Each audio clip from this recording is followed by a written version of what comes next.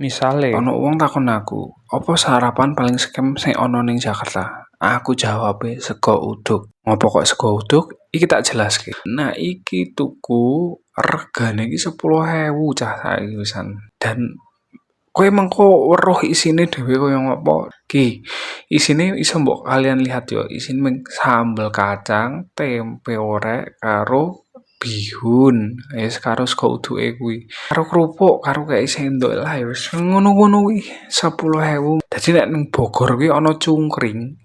Cungkring Pak Jumat. Nah, iki menurutku nek ning Jakarta iki sego uduk 10.000 iki mengentuk ngene iki ya sego gureh ngono. Aduh, padahal aku selama iki nek ning Jakarta 10.000 iki iso tak nggo tuku sego Padang, rendang daging, sego Padang, ayam bakar. Nah, dadi selama iki aku njuk ngerasa wae nek maem koyo ngene iki scam wae ning Jakarta ngono. Istilahnya mangan warteg pun wae kuwi isih rada setengah scam.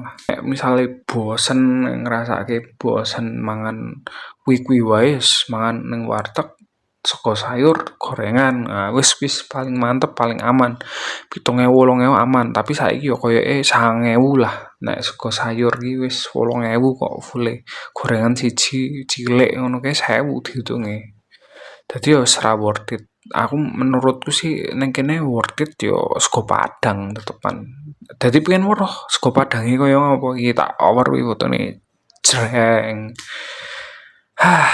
Ya seperti itulah keluh kesahku selama ning Jakarta. Dadi yo ngrasake dhewe nek ngirit ning kene iki yo agak angel. Cuman yo iso tapi yo kuwi pilihane terbatas. Ya menurutku segone rasane lah kalah kayak sego ning hotel produk ning hotel rasane ya ngene iki ning segone tok. Liyane selling point yo nek ngentuk tempe karo bihun ya apa.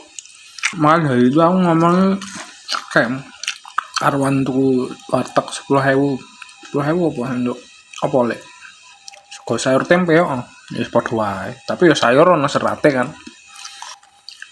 Ya wis ngene iki wae. Esuk ra baleni meneh, males.